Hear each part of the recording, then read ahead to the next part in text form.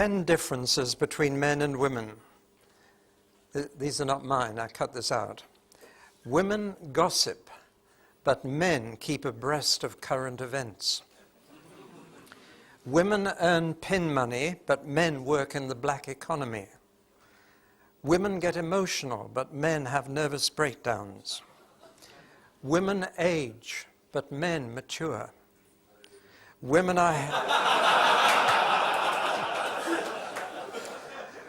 are headstrong, but men are decisive. Women save for a rainy day, men invest. Women binge, but men have healthy appetites. Women are dizzy, men are eccentric. Women are pushy, but men are dynamic.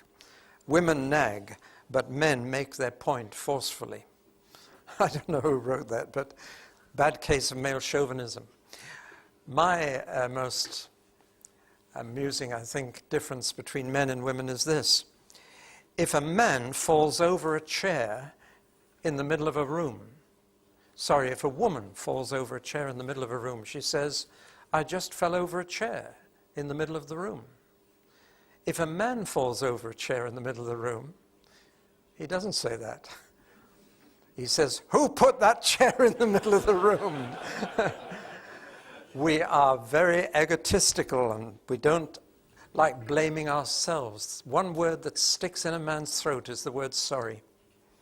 We don't like admitting we might be to blame or that we might have been weak. But I repeat my offer to you that if you tell me at the end of this session that you knew all about these differences between men and women, then you just go to the bookstall and help yourself to a free book. That offer is not being made to those who will watch this video, by the way. Well, now, it says at the beginning of your Bible, God made us male and female. He made us different. We are of equal value in His sight, equal dignity before Him, equal status. But we are different. And it is those differences that we need to understand, not only if we are to fulfill our own role and responsibility, but if we're to appreciate the other gender, to appreciate women, what they can do that we can't, as well as what we can do and they can't. God made us complementary, not just within marriage, but within society generally. We have different contributions to make, which are both needed and need each other. Well, now, I want to start with the physical difference between men and women. Did you know what that is? Well, you know a bit of it. When did you first find out? I saw a lovely cartoon in, I forget what magazine, of a little boy and a little girl at the seaside splashing each other in the water, both stark naked, and the little girl was looking at the little boy's anatomy, the lower half, and studying it intensely. And finally she said, "So that's the difference between Roman Catholics and Protestants." Well, we all found out these differences, either behind the bike shed at school or in all kinds of funny ways, not always from our parents, but we notice the difference. And the most obvious, of course, is the difference between our reproductive organs. And that very difference points to a basic and fundamental difference in the whole of our personality. It is quite clear from the way we are made physically that the male is to take the initiative. It is he who penetrates the female. And her body is built to respond to his initiative. He takes the first step, and she responds to that. Her body does that, but not just her body. Her mind and her spirit will respond to the male initiative. She is built that way. Even within the womb, after intercourse, it is the male sperm that is taking the initiative, swimming up to find that female egg. The male is, in a sense, active in that conception, and the female is passive. Not totally passive, for as soon as the sperm enters the egg, there is an immediate response. But all that reproductive system with which we're only too familiar tells us that the male is responsible and the female is responsive. That is the heart of the basic difference between them. That is why I wrote the book, Leadership is Male. Probably the best known and the least read book of 1988. I really got attacked for writing that book. I've had hundreds of letters of thanks for that book, and every single one from a woman. And I've discovered that most women are longing for men to take the lead. They want their men to be strong. They want their men to be responsible and make decisions, most of them. There are a few very strong feminists who disagree with that, but when I make that statement in a woman's setting, the response is very positive. The first time I spoke on this subject was in Düsseldorf in Germany at the European Convention of Women's Aglow. And I was the only man in a hall full of hundreds of women. And I said this, and the response was overwhelming. Many of them told me afterwards, we want men to be like this. We want them to lead. Our problem is they won't. So, the man is to be responsible and the woman responsive. And let me say just something else. Many marriages have been ruined on the honeymoon, precisely because young men have not been told this difference. To put it very simply, a man can reach climax in intercourse very quickly indeed. A minute, 2 minutes. The average woman takes 20 to 25 minutes to respond to the point where she climaxes and experiences the pleasure. So many men are ruining their marriages by not being responsible enough to restrain themselves until their wives can join them in what God designed to be one of the most exquisite pleasures on earth. So you can see what I'm saying. Even in intercourse, the man needs to exercise responsibility. Otherwise, his wife is not going to get pleasure, and it won't be long before he comes home and finds a little note on the kitchen table. Your slippers are in the fridge, and your supper's in the dog, and I've gone to bed with a headache. That kind of reaction is saying, I'm not putting up with it. It is no pleasure to me, and God intended it to be. But it won't be if the man doesn't exercise responsibility for his wife in that, and see that she reaches the climax at the same time as he does. I'll tell you this, couples that have learned that, to share that pleasure together at the same moment, have found one of the greatest secrets of staying together. I'll tell you more about that in a moment. But everybody is aware of those differences, I hope. But there are many, many other physical differences which we're not aware of until it's pointed out. For example, our bone structure, our skeleton, is quite different. And that is why a forensic scientist, after a skeleton has been dug up that's been buried for 20 years or much, much longer, even a mummy, can say that is a woman or a man with confidence, because the bones are different. A man's bones are thicker and stronger and altogether rougher than the delicate bones of a woman. Our muscles are quite different. A man's muscles is primarily designed for pushing and pulling, for that kind of movement. Striated is the technical term for a man's muscles. A woman's muscles are primarily built for carrying, particularly in the pelvic region, but throughout her body. I've been amazed when I've gone to Africa and other countries to see the loads that women can carry on their heads by keeping their back straight. But they can carry immense loads. My wife can lift far heavier things than I can credit her. But for pushing and pulling, no. Therefore, if you're having to kick-start the car by pushing it, then you push it and get your wife to steer, but be sure to tell her what to do. But you are much better at pushing and pulling, and she is better at carrying. I read recently of a Scotsman in the Hebrides who landed himself in hospital with a double rupture And when the doctor asked him, what were you doing to get this? He said, I was lifting a heavy crate onto my wife's back. And he'd given himself a double rupture. There is a truth in that, actually. Our bones are different, our muscles are different, our fat is different. It is disposed in a different way. We all know where it comes to in a man. I was talking to a man with a huge beer belly recently, and he said, it's all right, the fat belongs to the Lord, and it's all paid for. But that's where it comes with us. You know you're middle-aged when your age shows around the middle. More than that, our skin is different, and this is a very important practical point. In a woman's skin, the nerve endings are much nearer the surface than with us. Our skin is tougher, less sensitive. Hers is much more sensitive. A surprising fact, however, is that my wife can lift much hotter plates than I can, which seems to go against that. But nevertheless, it is true that her skin is far more sensitive than mine. And the very practical implication for that is this.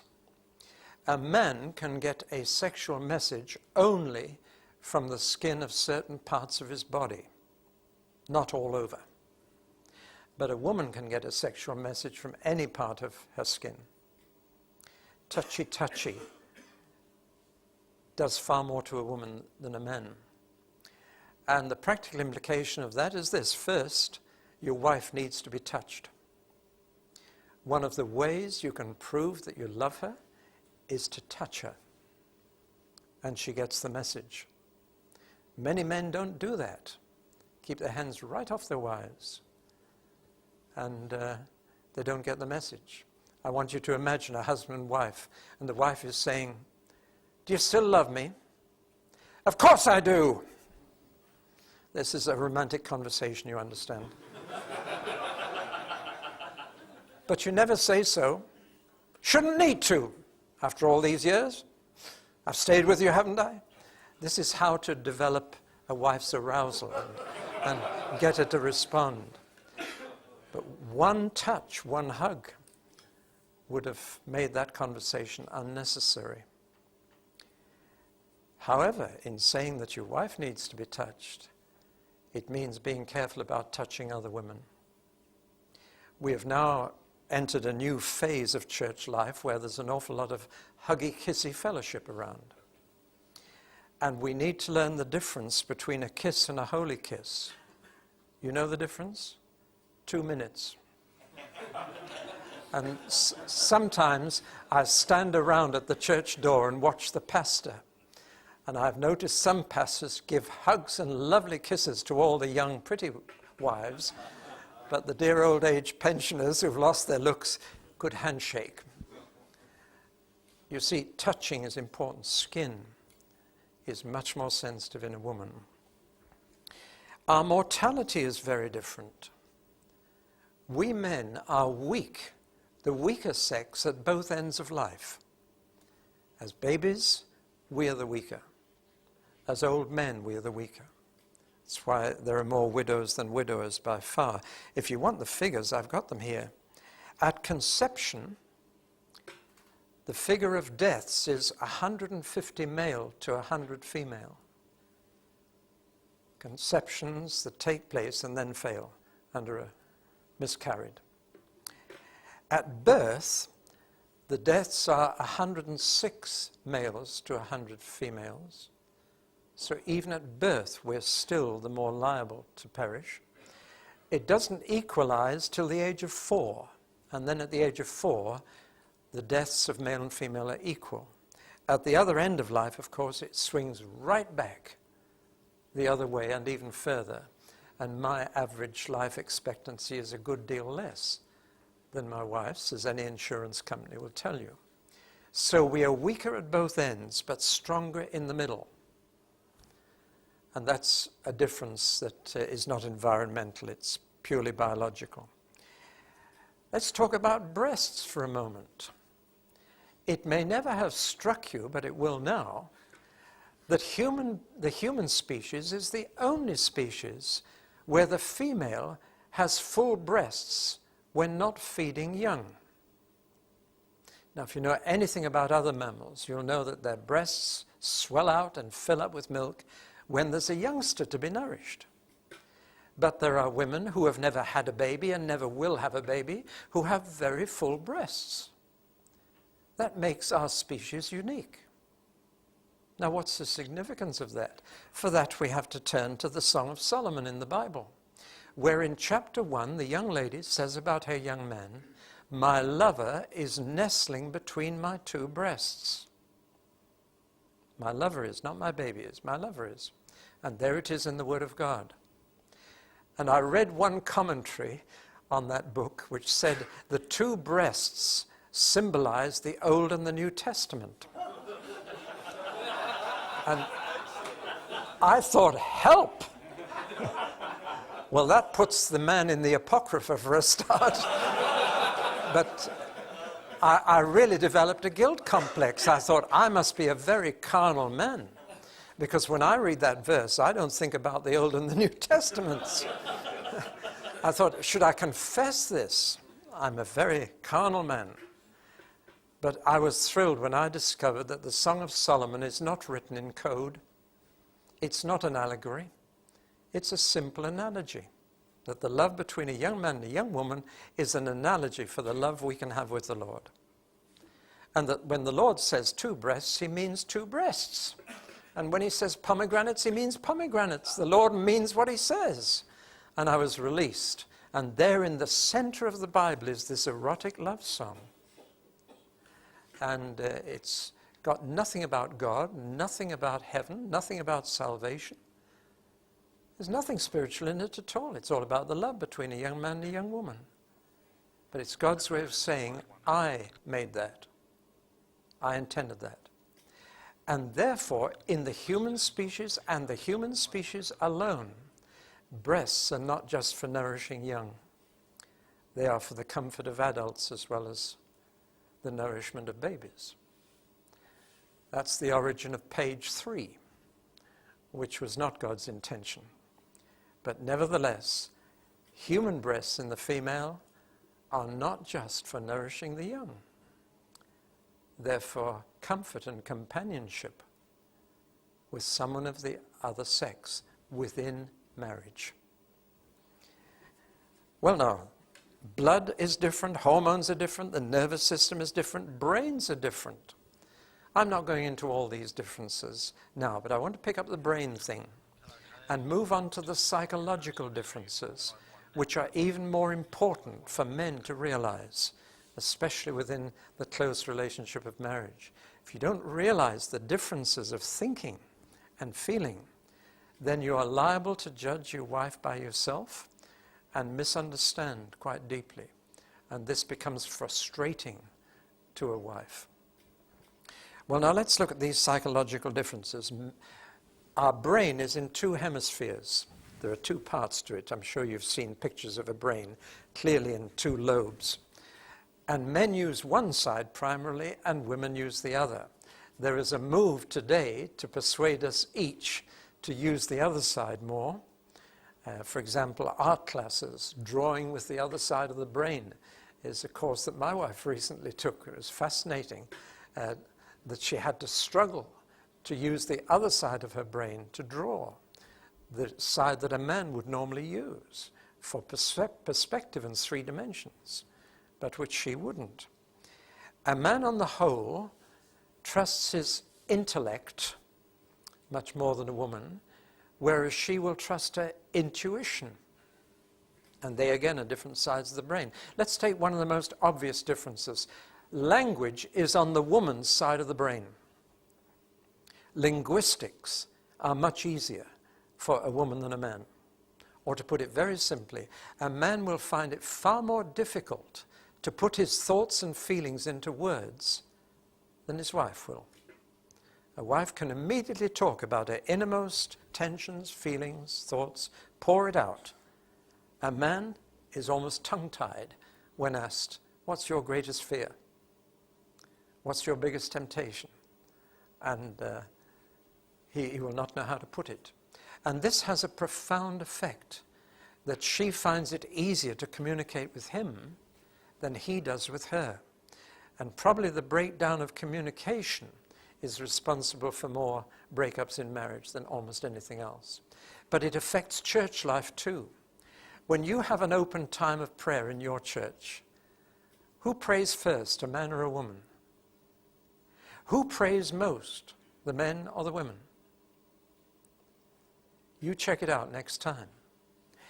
Many couples, Christian couples, know that they should be praying together, but they don't. And the reason is that they tried and came unstuck, because she just poured out her heart, prayer after prayer. She just poured out and kept going. And he, after a few sentences, gets stuck and doesn't know what to say next. We have to learn to pray aloud. It doesn't come naturally. See what I'm talking about? This is why most translators and interpreters in places like Brussels and the United Nations are women. They can handle 2 languages at once. This is their gifting. It's their side of the brain. We can develop speech, but it doesn't come naturally. Have you ever noticed how often when a couple is interviewed on television after some domestic disaster, the husband sits there like a mugwump, silent, while his wife does all the talking to the camera? Do you know that's as old as the Garden of Eden? I don't know if you realize that when Satan spoke to Eve, Adam was standing right there. And Satan never addressed him, and Adam never addressed Satan. He left his wife to do all the talking, and that's where it all went wrong. Because she misquoted the word of God, which had been said to Adam. She got it wrong, and he should have corrected her immediately and say, God didn't say that. For example, Satan said to Eve, has God told you not to eat any of the trees of the garden, any of the fruit in the trees in the garden? That's not what God had said. And Adam should have come in straight away and said, you're wrong. But Adam just stood there like a mugwump, saying nothing. And he allowed Eve to be deceived, taken into a conversation she couldn't handle, into a situation she couldn't resist. And he said and did nothing. Which is why in the rest of the Bible, Eve is not blamed for the first sin on earth. Adam is held responsible. And he was responsible. Well, this is a thing we've got to battle with. This is why in a men's discipling group, we need to learn to pray aloud, to speak our thoughts, to get it out, to share with one another how we feel, what we're struggling with. It's a big barrier. And it will only be overcome within an all-male brotherhood. I've learned that you cannot disciple men in a mixed group. Men will never open up about their innermost fears, problems, doubts in front of their wives and children. They want their family to see a strong image of a man who can handle life. And that's right. But that man needs a brotherhood where he can speak it out and share. It doesn't come naturally. Of course, to rush to something I'll enlarge on this afternoon, when a man is baptized in the Holy Spirit and filled with the Spirit, one of the first things that happens is he's released in speech. And most of the gifts of the Spirit are speech gifts. A word of wisdom, a word of knowledge, a word of prophecy, a word of tongue, a word of interpretation. Most of the gifts that God uses to do good in this world are speech gifts. Indeed, he brought the whole universe into being with a word. But if we men suffer from lockjaw and the church is full of silent male saints, then the world is going to suffer. And even the church will be at a loss. Men need to be released in speech. Doesn't come naturally. But I can tell you that when I first began to preach in church, I was so nervous, I drained every glass of water in every pulpit. And it was usually an interesting study in pond life that hadn't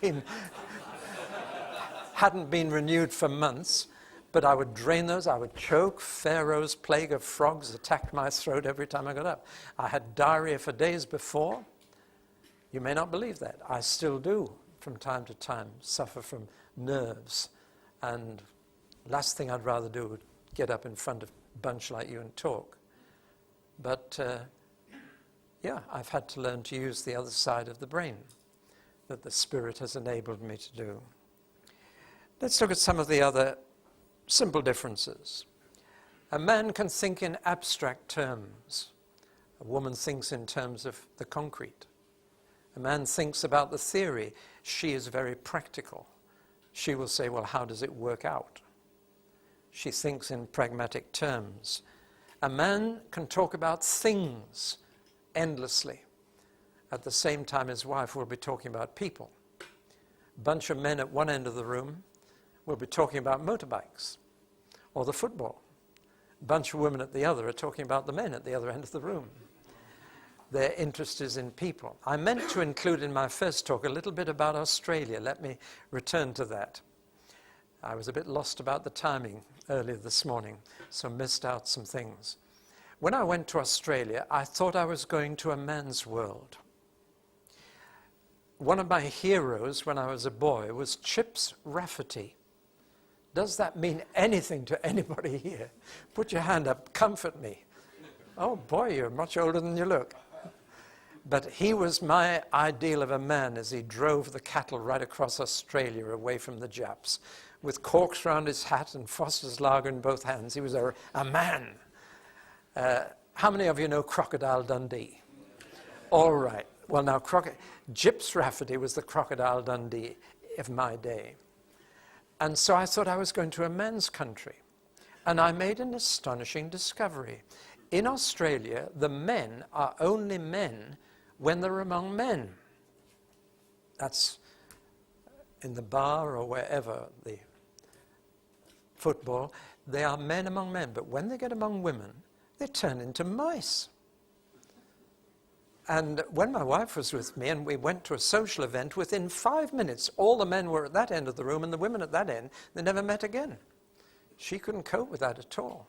Mixed company was a situation which the men just zipped up their lips and stayed totally silent. Therefore, in the home and in the churches, it was the women who took the lead every time, who spoke out. And I went to a sociologist and I said, this country is the most matriarchal country I've ever been in, not excluding the States. I said, the women run the home and the church. And he said, yes, we even have coined a special word for it, for Australian men, matridoxy. And that's the word we use. I said, why? What's behind this? He said, it is the fact that Australia was a penal colony. He said, New Zealand wasn't. New Zealand actually was a Christian settlement, hence the names Christchurch and names like that. But Australia was a prison, a penal colony. And in the early decades, there were 19 men to one woman, and she was probably a prostitute. And so there was no normal social intercourse, and the men didn't have the opportunity to develop normal social relations with women, and that shadow is still over them.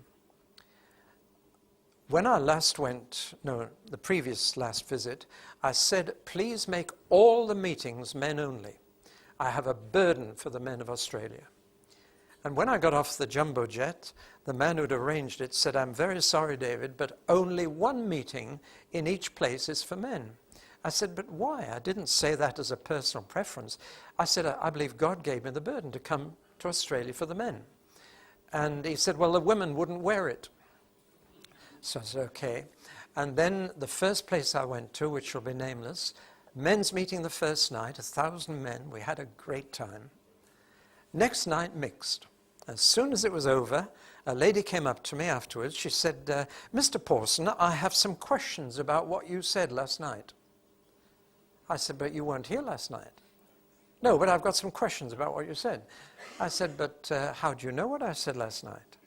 I made her tell me.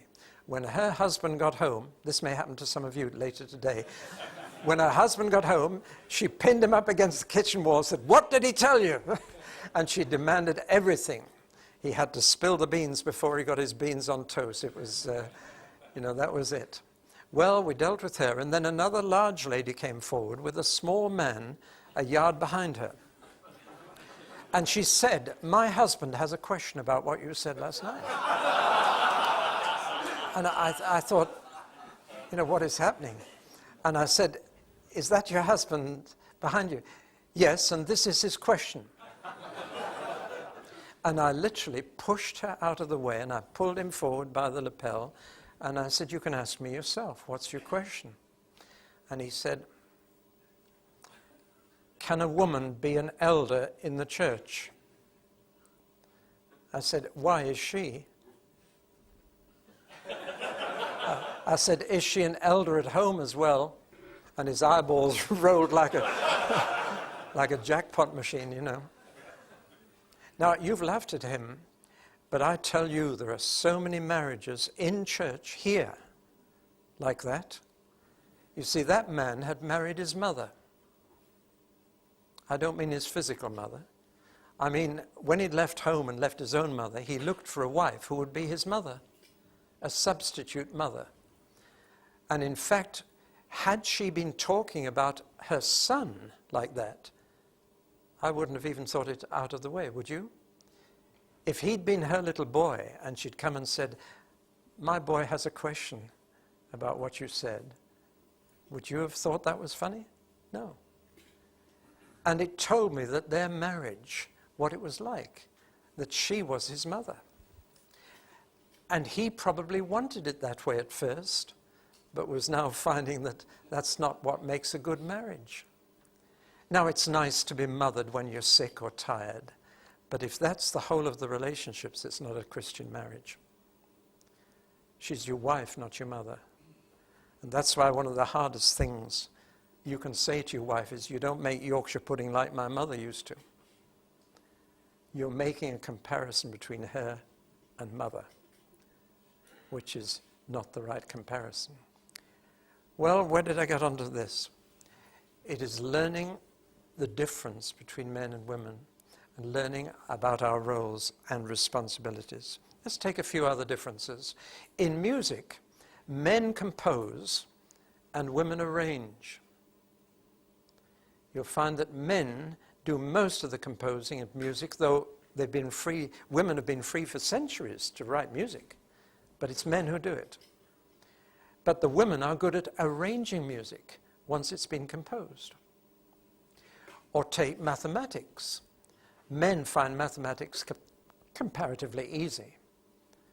Women find it much harder. Let's take a thing like chess. There are about 54 world chess masters and about 500 champions. You can count the women in both groups on one hand. Chess is a man's game because it requires a lot of thinking through, working out mentally. It's essentially a male game. Let's take a few other instances. Men like to tackle big things. Women can care for little things. Those of you who are married, does your wife have a list of little jobs waiting to be done? Or is it even a big list of little jobs waiting to be done? Let me have an imaginary conversation. Wife, the kitchen tap is dripping. Husband, well, be patient. You know that I'm going to build you a new kitchen. I've been to MFI, I've chosen the cabinets, I've got it all planned out. Give me time and you're going to get a whole new kitchen. But I just want the dripping tap sorted out. That's too little a detail for men. We want something big. There are a few weeds in the flower bed that need digging out. Look, I'm planning a rockery and a pond for there. And I'll have it built in no time. You wait. You see, we tackle big challenges. The detail, not so easy to come by. But let me come to some of the much more fundamental differences. The great debate in all this, by the way, is this conditioned or is it constitutional? Are we born with these differences or are they imposed on us by our upbringing? And the humanist answer is constantly saying these differences are purely the result of environment and education. It's the way we bring up boys and girls that make the differences. If we change all that, then we can produce persons who are neutral in these ways and not different. Actually, modern research is heading right back in the opposite direction. and saying these differences are born in us. For example, when we're children, you put a boy and a girl to draw. Say you can draw anything you like. The boy will invariably draw something mechanical, and the girl will invariably draw something domestic. At 4 months or 5 months, a girl can recognize a person in a photograph. A boy will take many more months, but a boy will respond to a mechanical toy immediately at 5 months. Many, many other differences. If you want to study all these, buy a fascinating little book, which my wife has just finished reading, called Why Men Don't Iron. It's a very clever title. But my wife, after she'd read the book, she said, I really understand you better now than I've ever done. Well, we need to understand wives too, and these differences. They are born within us. It is not education or environment that makes these differences. Education picks up the differences. Let me share with you one of the most serious developments in our society. Not only are churches being increasingly feminized, but our schools are too. Our whole educational system for the last 20 years has been gradually changed to a feminine education. And now suddenly we're waking up to the fact that the boys are way behind the girls in academic achievement. You must have noticed the headlines in this. What led up to this? The answer is this, that boys need competition to motivate them to learn. Boys need to be competitive with someone else. But competition has been increasingly crushed out of education. Exams are increasingly politically incorrect because people pass or fail. Everybody must pass. I'm sure you're aware of this whole trend. And the result is that our whole educational system now is heavily weighted in favor of girls. Of course, our employment system is also weighted that way because 2/3 of all the jobs that come available now go to women. 2/3. Unemployment is becoming a male problem. And I'll talk about that more this afternoon. But our education is now thoroughly feminized, as the church has been. Our schools are also. Well, now look at more fundamental differences. Here is one. Forget all the others. A man is goal-oriented, but a woman is need-oriented. Now let's explore that a bit. A man, to fulfill his potential, must have a goal in front of him that he hasn't reached. He must have a purpose to go for. Even getting up in the morning, he must feel he's got something to go for, something to aim at, something to achieve that day. That's what motivates him. This is why unemployment hits men far worse than women, because it robs a man of getting up in the morning with a goal. This is why there is so much midlife crisis among men, because by the age of 40, most men have reached their goal. Sportsmen have reached it even earlier. And the problem becomes, what do you go for now? You've climbed the mountain, you found there's little there, so what's the next mountain? And that's when many men go a bit crazy in the midlife crisis. It's got nothing to do with hormones. It's simply that a man has reached his goal and doesn't know where to go next.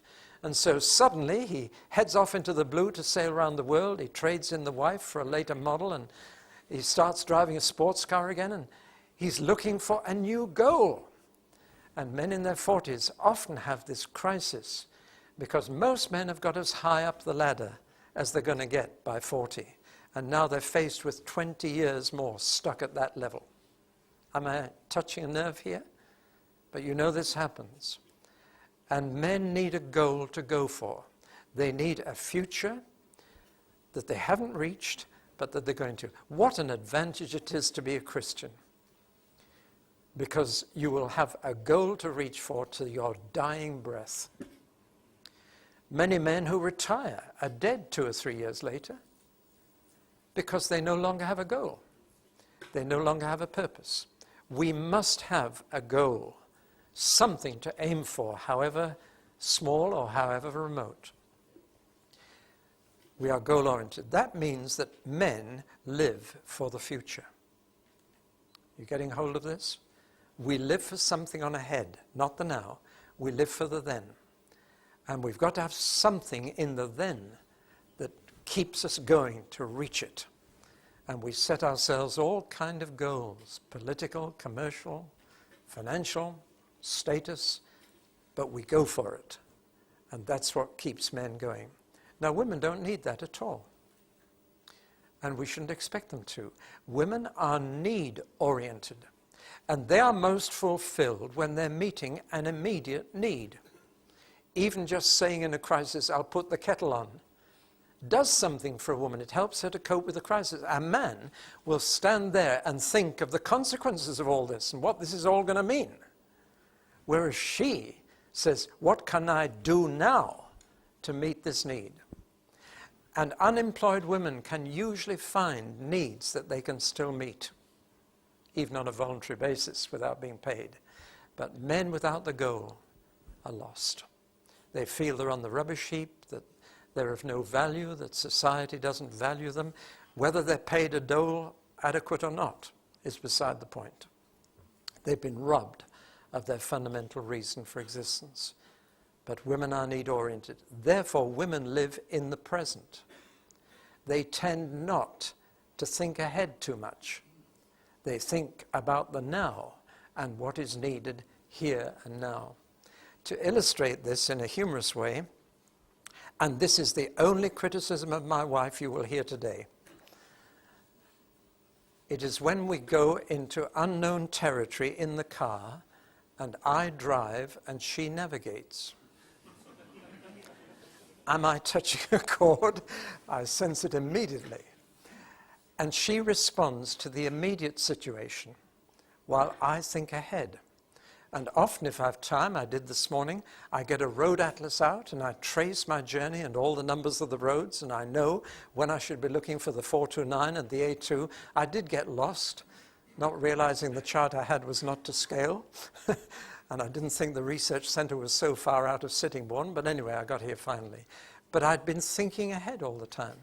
My wife sits by my side and she says, we should have turned left at the last crossroads. Or in the middle of the traffic lights, quickly, turn right. And whatever traffic is all around, crisis, you know. But and I keep saying to her, look, just look at the map and count the number of roundabouts we have to pass before we reach that one. Or just notice when we have to turn. But no, she sits in the present and she responds to the present all the time. It's just an illustration. I need to understand that for her, to plan a route is quite an exercise. She's got to use the other side of her brain. And I'm beginning to get her a little educated in this, and she's getting better. I hope I'm getting a better driver too. The other huge difference is that a man can differentiate himself. Well, let me put it simpler. A man can split himself up into parts. A woman will always act as one whole. She doesn't like a life that's in compartments. She wants the whole of life to be a single, integrated experience. That is why a woman who goes out to work will take photographs of her family to show the others at work, a thing that a man doesn't usually do. But she wants her workplace and her home to be integrated. She wants the people at work to know about her life in the family. She wants to bring them together. She's constantly unifying her life into one life. A man, on the other hand, can live 4 or 5 totally different lives simultaneously. He can be one person at work, another in the club, another at home, and never these different lives will meet. And he just adapts. I've noticed some men who are very shy in the church. I go and visit them at work, especially if they wear a uniform, and they're totally different. They're commanding, they're strong, in charge, and yet in another part of their life, they're quite sheepish. Do you know what I mean? We are able to adapt. Therefore, a very practical word for us men. Men can be in love with more than one woman, but a woman can't. Now, this is a very, very important difference.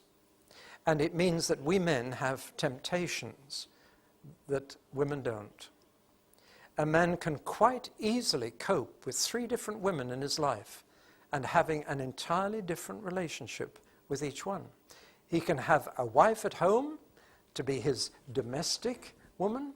He can have a mistress at work. He can visit a prostitute for excitement. And he can say, I'm in love with all these women. One day his wife finds out and she says, you don't love me anymore. He says, what makes you say that? Well, I've heard all about the other woman that you love. So you can't love me anymore. And he says, but I do. And he does with part of himself. You still following me? But it's a compartment. It's one kind of love. And he feels he needs another kind of love. And so he has another woman for that. This was common in the Roman Empire when the New Testament was written. It was normal for a man to have a wife and a concubine and still visit prostitutes. He was having different kinds of love in the different situations, and within the situation he loved them all. That is why most of the words in the Bible about sexual temptation are addressed to men. Now, on the other hand, a woman can love one man at once. And therefore, and here's something very important, if her husband really loves her and she feels that, she will never look at another man. She may have friends, other men, but she won't love any other man if she is really loved by her husband. And so when a husband tells me his wife has gone off with somebody else, my first question is, did you really love her? And did she realize that? Because if she did, she would never have looked at anybody else. A wife's not going to go off with the milkman if she's really loved by her husband. It doesn't happen. But the husband has the problem. And I've heard many people, Christians even, justify divorce and remarriage to me because they say, but don't you see, I fell in love with somebody else. As if that justifies breaking up the marriage. But it's perfectly possible to fall in love with somebody else. That doesn't make it right to say, I must get out of this marriage and follow that one. But this is because we are compartmentalized. Now that is both our strength and our weakness. Just as a woman's desire to have an integrated life is her strength and her weakness. To put it simply, a man can separate his thoughts from his feelings. But a woman can't. Her thoughts and feelings are totally bound up together. And this is why you can argue with a man, but not with a woman. If you argue with a man, it's thoughts challenging thoughts. But it doesn't necessarily affect the feelings you have for somebody. You follow me?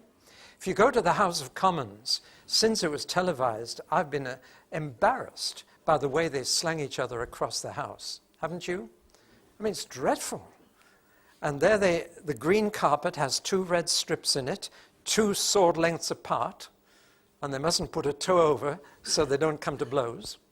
But they slang each other verbally and call each other all sorts of dreadful things. But those same men you'll find treating each other to drinks at the House of Commons bar immediately after the debate. Because their thoughts have been clashing, but their feelings for each other were not into it. They may even have felt angry or frustrated about the thoughts, but it didn't enter their feelings for the person. And that is why it is easier for men to discuss something and not break a relationship. But Mrs. Thatcher was not like that. See, when she disagreed with a man, she took it personally. And so will most women. Because you're not just sharing thoughts, you're touching their integrated personality, you're touching their feelings. In disagreeing, you are offending feelings as well. And that's what happened to Mrs. Thatcher when finally the last man with whom she came into government rebelled. She was finished 2 months later. She had lost every man in her team because she'd taken it so personally. Now that's something we do need to understand. That is why we need to be careful about arguing. There are two ways that men can win an argument with their wives. One is to shut up and refuse to talk anymore. Just let off steam. If you don't do that and go moody and silent, the other way is this. And that's when physical abuse comes into the marriage. Especially when a man feels that verbally she has won the argument because of her linguistic skill. She's won it verbally, so he can only resort to shutting up or hitting out. And that is, again, a pattern that's only too familiar to social workers. Now, I've said that it is both the strength and the weakness of male and female, this difference. I've shown you some of the weakness of the female, but her strength is that she is a source of unity. Women are much better at bringing things together than we are. We can keep them separate, but they can integrate life and bring together. They can unite a family. A grandmother within a family can be a profound influence in keeping the family together. But now let's look at the male strength and weakness of being able to separate thoughts and feelings. That puts us in an advantageous position to deal with things objectively.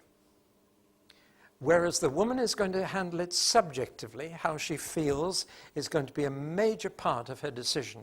A man can stand back, as it were, put his feelings to one side and say, now let's reason this thing out. Let's look at it objectively. Let's see what's right and wrong in the situation. My wife needs me to do that. Whereas I need her intuition to back up my conclusion. Though her intuition works a lot more quickly than my intellect. We were counseling a vicar and his wife once, and we counseled them for 2 hours, and I felt I was no nearer the problem after 2 hours. And as we came away, I said to my wife, what's wrong with that couple? And she said it was obvious. That's a little irritating, isn't it? It offended my intellect because my intellect hadn't grasped anything. And I said, what is the problem? She said, the vicar loves his church more than his wife. I said, he never said that. And she said he was saying that every time he opened his mouth. And we were able to go back and then deal with it. I analyze, I think things through. I come to a conclusion. And usually it's a conclusion my wife came to 6 weeks earlier. But anyway, it's good to have her intuition. On the other hand, there are times when she has gone to hear a preacher and she's come away and she says to me, well, he was very interesting and very impressive, but she said, I was uneasy. And she said, I don't know why. She said, my spirit wasn't responding to him. And I say, tell me what he said. And when she tells me, and I analyze it in the light of Scripture, I say, I can tell you now why you were uneasy. Something wasn't right. She sensed it, but she couldn't explain it. And a husband and wife can be of immense value to each other by the husband explaining things and the wife sensing them. The two can really be quite powerful together. However, and here I come to very practicalities, it means that discipline should be in male hands. A woman will find it very difficult to discipline others because her feelings get in the way. I was speaking 2 weeks ago in the Gray's Inn Court in London, where all the lawyers have their headquarters. I mustn't get sidetracked, but it was a fascinating debate in which I was taking part. Lord Mackay, the former Lord Chancellor, chaired the debate. And the debate was Jesus a liar, a lunatic, or the Lord? Well, I was really ready for that. The president of the British Secularist Society took the line that Jesus was a liar. The professor of biology in the University of London took the line that he was a lunatic, and I had to speak that he was the Lord. And there were about 250 lawyers there, so I tried to make it a bit of a brief.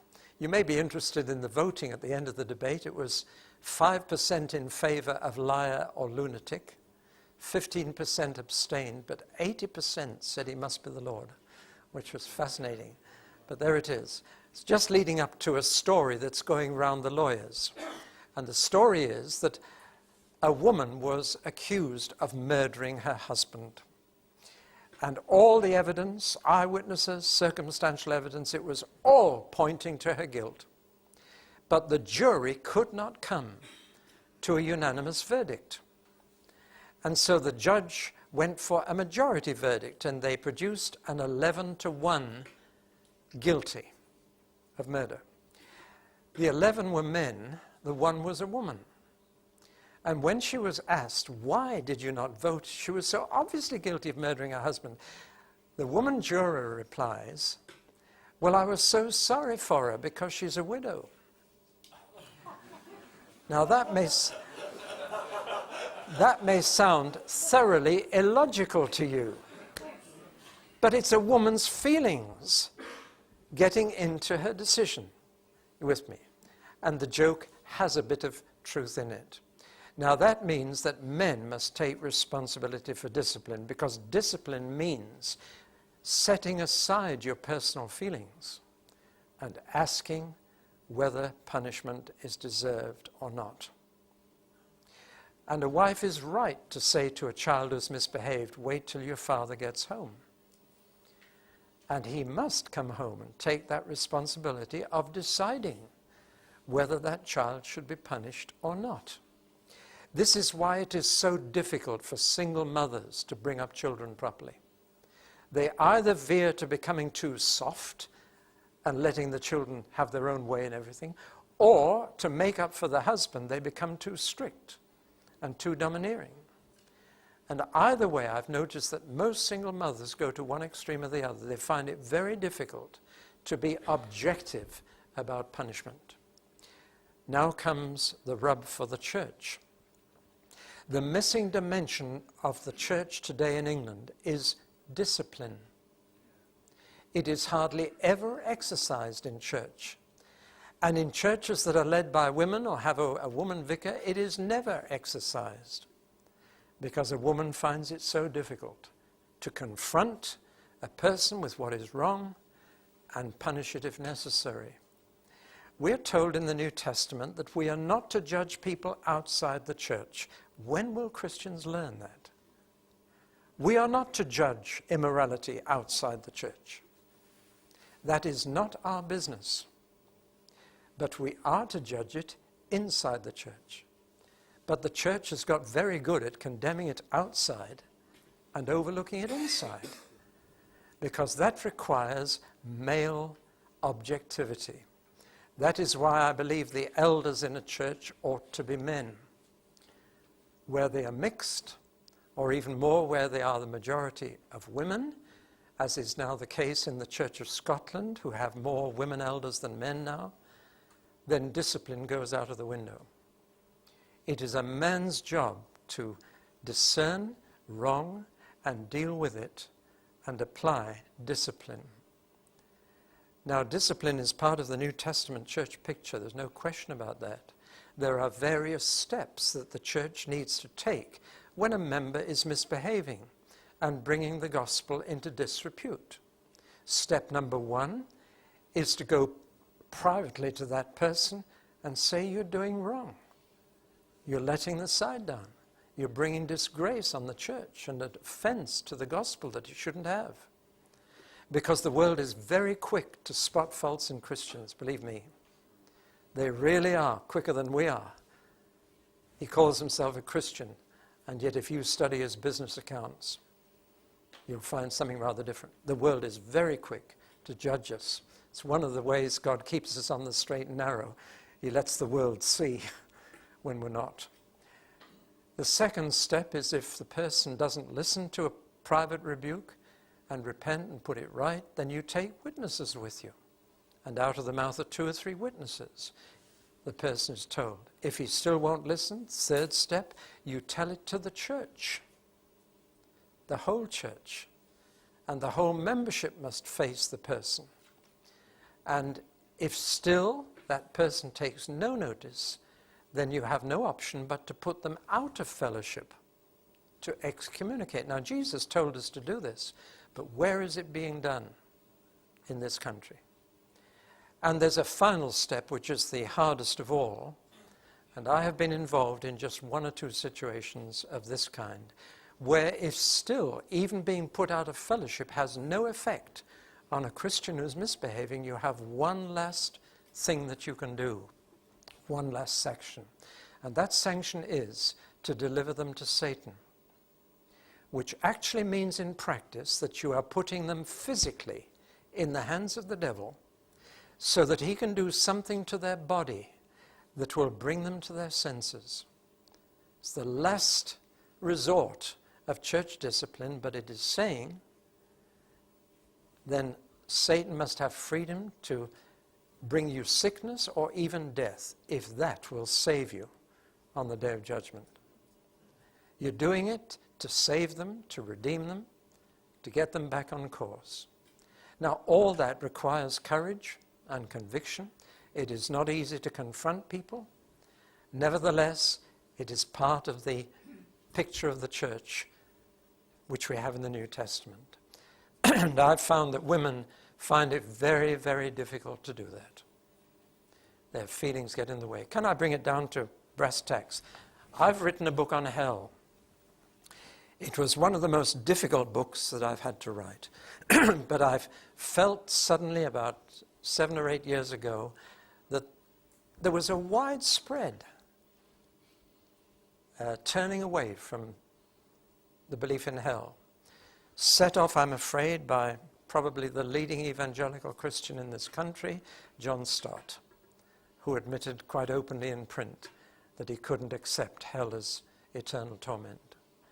And suddenly everybody else said, well, if he doesn't believe it, we don't need to. And even Bible-believing Christians all over this country suddenly didn't believe in hell anymore. Actually, I suspect that they'd stopped talking about it years before. And now they were relieved that they hadn't. But I wrote the book. It's a call back to Bible teaching on the subject. And I called attention to the remarkable fact that within our Bible, it is only taught by Jesus, not by anyone else. As if there was only one person that God could trust to give us the right view. I was interviewed on many BBC local radios about this book, and the interviewer always began with the same question. It got very boring. The question was, how can a God of love send anybody to hell? And my response was to ask a question back. I've learned that from Jesus. The best way to deal with the question is to ask one back. The ball goes in the other court. And my question back was, where on earth did you get the idea that God was a God of love? And this shattered the interviewer. They would stammer and stutter and say, well, doesn't everybody believe that? Or I said, no, come on, where did you get that idea? That God was a God of love? And finally they would say, well, didn't Jesus tell us that? I said, yes, he did, and that's why I believe it. But he was the one who also told us about hell in terms of the utmost horror. Now I said, what are you going to do about that? Are you going to say he was telling the truth when he said God was love and telling a lie when he talked about hell? That's just pick and mix, isn't it? How do you know when he told the truth? Usually the interviewed ended quite quickly before time. But it's amazing how many people find it difficult to believe in hell. As the church has been increasingly feminized, hell has gone. Wonder when you last heard it preached about. Well, now what I'm leading up to is this. My wife knew about this book, of course. I go into a garden shed and bury myself for 2 or 3 weeks to write a book. And while I was there, she fed me with courage and coffee. And, but she said, David, while I believe everything you're writing, I couldn't write that book. I said, why not? She said, because just even talking about hell makes me think of relatives, friends that are going there or are already there. And she said, it becomes too much. My feelings get too deep.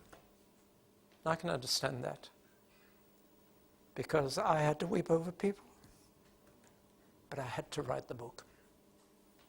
You see, what will happen in a church that is feminized is that only half of God will be preached. Paul says, behold then the goodness and the severity of God. That's the whole picture. But in a feminized church, you'll hear about his goodness, but not about his severity. And broadcast religion is a classic example. Preachers on television and radio know that people can just switch them off if they say something they don't like. And so you rarely hear the severity of God preached on TV and radio, do you? Broadcast services, songs of praise. It's all about how nice God is, how loving he is, how helpful he is, all of which is true. But if the severity is not preached, I'll tell you what will vanish. The fear of God will go. And there's as much fear of God in the New Testament as in the Old. I'll say more about that again this afternoon. So we have a situation where the people of God need the leadership of men. That's what led me to write that book, Leadership is Male. And as I told you and say in the preface to the book, I first gave the material to about 1,500 women in Dusseldorf. And at the end of that conference, one German woman came to me. She wasn't uptight, but she was quite severe. And she said, well, Mr. Pawson, we've heard the truth from you, and we've seen it in your wife. That's probably the nicest thing that anyone has said about her. And I make a joke of it, of course, laugh it off. I say, well, I preach and she practices. That's how we manage together. But I know that I should be practicing too. The church needs men to apply discipline in the church, to challenge what's happening. I hardly go to a single church today without finding adultery in the church, accepted and unchallenged, either in its crudest form of men who've left their wives and living with someone else, or in its respectable form, they have ditched their wife and married someone else, which Jesus called adultery. Do you know, I've been in more trouble for saying that publicly in the last 10 years than anything else I've said. Caused a riot at Spring Harvest, and they've told me I will never be invited back, because I challenged Christians who have left their partners because they prefer someone else. And it's happening all over the church. Unchallenged, accepted, and churches are even blessing it.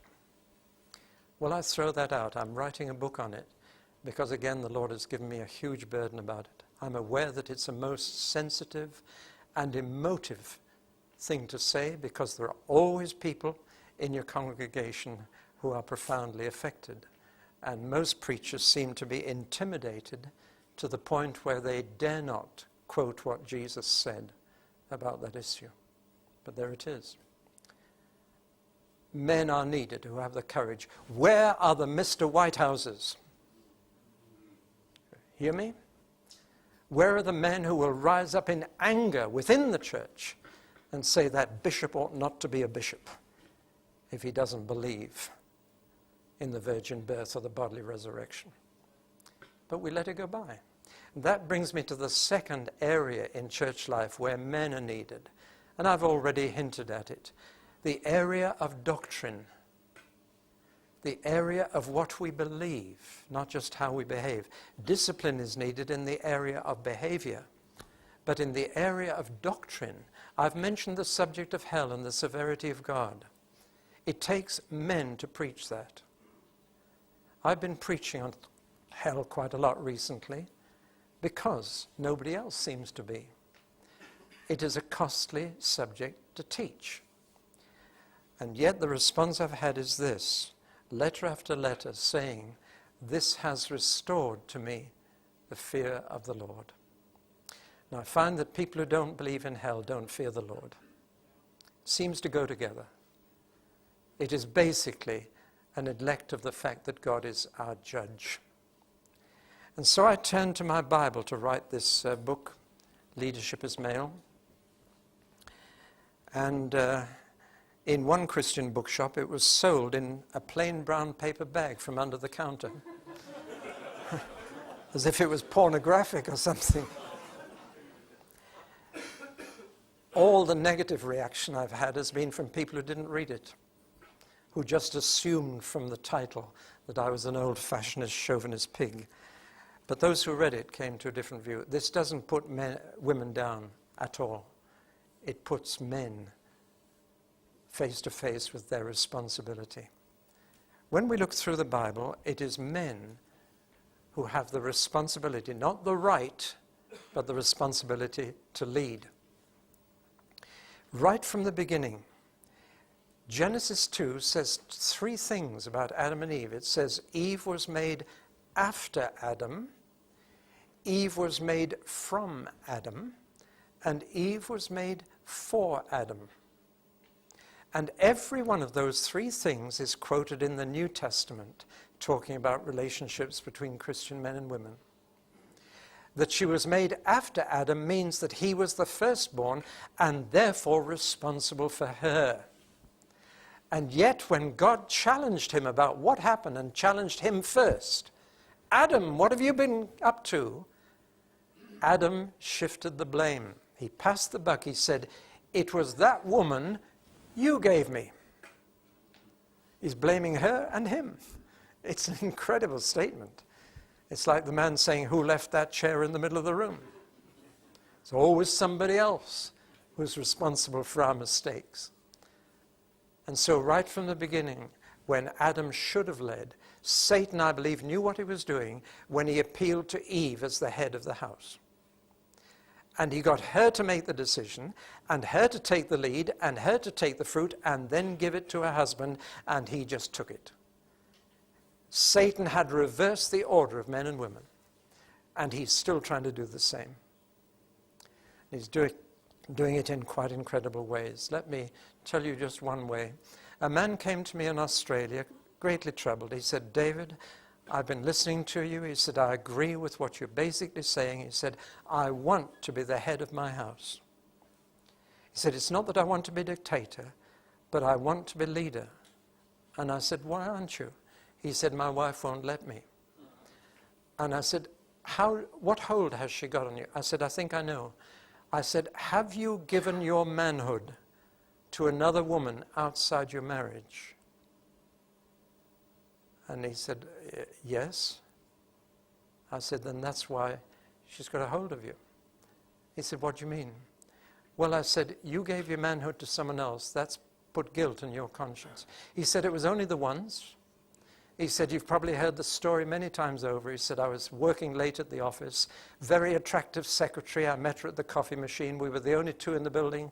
He said, you can guess the rest. He said, we got talking, and she was much more sympathetic than my wife is to my problems and the strains at work, and we got together and finished up on the floor together. He said, it was only once, never done it again. But he said, I made the biggest mistake of my life. I told my wife. I confessed it. And he said, she's never allowed me to forget it. Whenever I try to make a decision or take the lead, she points at me and she says, I wasn't the one to break this marriage up. I wasn't the one to be faithless. I was true to you. And he said, I just crumble. You see, a guilty conscience robs you of moral courage.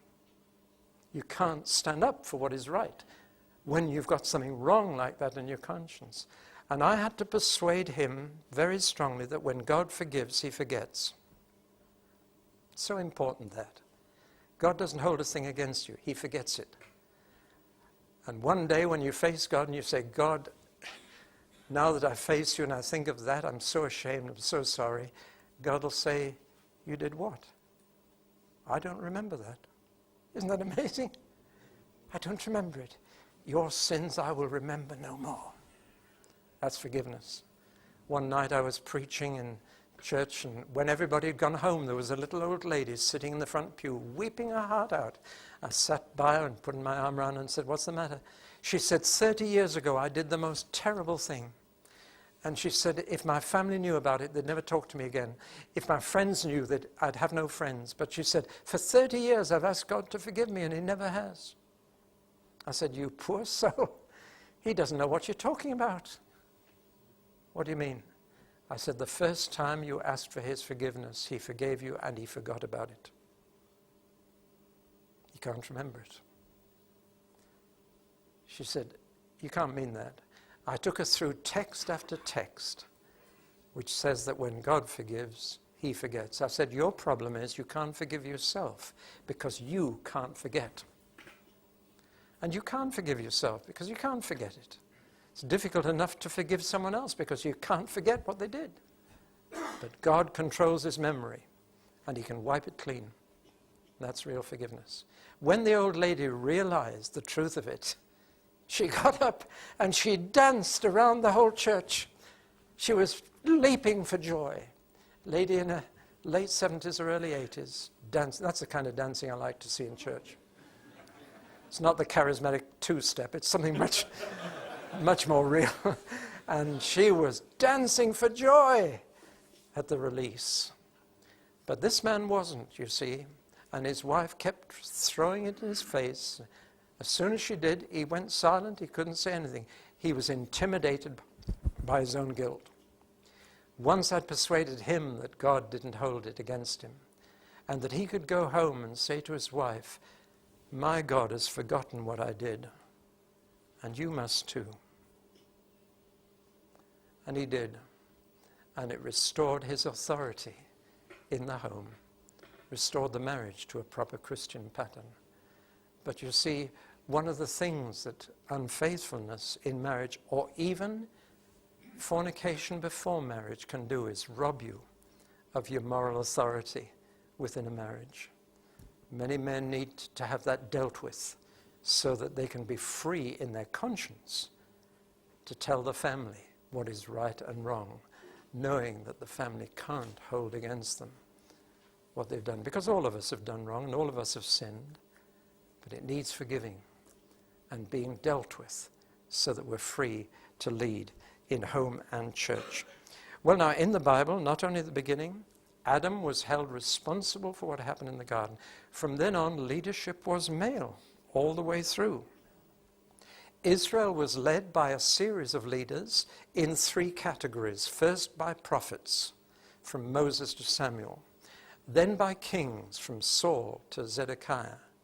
And then by priests, from, what's the name of the priest who came back from the exile? Not Zerubbabel, the other one. It'll come. Right through to Annas and Caiaphas. They were led by prophets, priests, kings, all male. When Jesus came to build the church, he didn't choose, as many are saying today, that he would, if he was starting the church today, choose 6 men and 6 women for apostles. He didn't.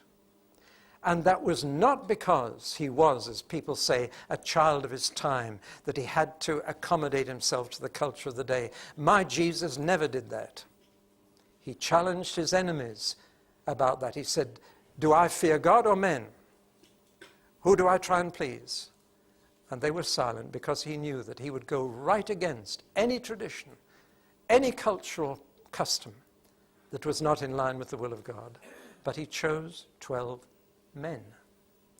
And as Paul says in 1 Corinthians 11, the pattern is very clear. God is the head of Christ. Christ is the head of man, and man is the head of woman. Now today there's a huge debate, you'll find it mentioned in this book and dealt with, that head doesn't mean authority, that it means source, as when we talk about the head of a river. And that makes nonsense of the statement God is the head of Christ, because Christ was always there, he didn't need a source. But head there means the same as we mean by head of a business, head of a school, head of anything. And Jesus Christ is head of the church. Doesn't mean the source, it means he is the one who governs us, who leads us, who is responsible for us. On the basis of all that, the question arises, what ministry is open to women? And my answer is, every ministry is open to women. Apostolic, evangelistic, pastoral, teaching, prophetic. Every ministry is open to women. It's not a question of what ministry is open to women, but the sphere in which it is exercised. And if it puts that woman in a position of authority over men, I believe it to be wrong. Women are encouraged to teach, for example, by Paul. And yet he said, I will not allow them to teach men, because that puts them in authority over them. Now that's my understanding of Scripture, that we men are to take the lead in mixed company, in family, and in home. We take the lead, not dictate. That is an abuse of leadership. Leadership is the kind that Christ has for the church. It is loving, sacrificial, considerate, sensitive leadership. But it is nevertheless leadership. We don't tell Christ what to do. Christ tells the church what to do. And similarly, a father has that responsibility within the home of leading the family, not of being a little dictator. My wife constantly reminds me to practice what I preach. It's quite uncomfortable because I'm always preaching, and she keeps remembering something I said years ago and says, you're not practicing what you preach. But one thing she constantly says to me, she says, I am more than happy to have you as my head when you have Christ as yours. And what she's saying is, I want you to be the kind of head he was. It is when men want to be the head of the house without acknowledging that they too have a head, Christ, that's when things go wrong. And a man can become brutal, cruel, a bully within his own family, which is certainly not the will of God. So I believe women can be part of apostolic teams. They can bring prophetic messages. Miriam, the sister of Moses, did. Deborah did. They can be teachers, pastors. Every ministry is open to women, but not in a situation where she is taking authority over men. And to me, that applies to every group in the church, whether it's a small one, like a house group, or a huge one, like the whole church itself. I predict now that within 30 years, there will be a woman Archbishop of Canterbury. I won't be around to eat humble pie, but nevertheless, it is inevitable in the present trend. And the Vicar of Dibley is taking over. But you see, people are finding ways around it. Most of the new charismatic fellowships know in their heart of hearts that the fellowship should be under the eldership of men. So how have they got around it? They don't have elders. They have what is called a leadership team made up of husbands and wives. I'm sure you know of this. And in almost every case I know of that, they do not have any single women on that leadership team. Now, to me, that is worse discrimination. To say you can be a leader if you're married, but not if you're unmarried. Where is the biblical basis for that? Nowhere. But when I'm asked, can a woman be an elder? My reply is, certainly, if they are the husband of one wife. Because that's the qualification in Scripture. That's a facetious reply, but it's really hoping to bring a bit of humor into what can be a very tense discussion. Well, that is my conviction. I don't ask people to agree with me. I do ask them to think it through carefully for themselves and to check it out in Scripture. Because if we are Christians at all, then the Bible is our guidebook. And it is vital that people should not discuss it in the light of culture or contemporary expectancy. I was disappointed when the Archbishop of Canterbury, at the height of the debate about the ordination of women, said that he was voting for it because the church must be credible to contemporary society. And I opened my newspaper this week and find out that the Methodist Church decides that you don't need to be a believer to be a member. That you are free to join the church even if you don't believe in Jesus, because they believe that in 4 or 5 years' time as a member you will. This accommodation to society is a cul-de-sac. It's a dead end. The world despises a church that is constantly cutting its cloth to fit society in the hope of getting more in. The world respects, even if it dislikes, Christians who are different, who have the courage to say, I will live the life God's way, not everybody else's. It does take courage to run against the tide. Somebody wrote to me recently to encourage me after a particularly controversial book I'd written. And they just simply wrote one line, David, go with the wind, even if it's against the tide. I thought, I'm going to live by that. Go with the wind of the Spirit, even if it means going against the tide. Or as David said to Solomon, David on his deathbed, he said, Solomon, be a man and keep the statutes and commandments of God. Amen.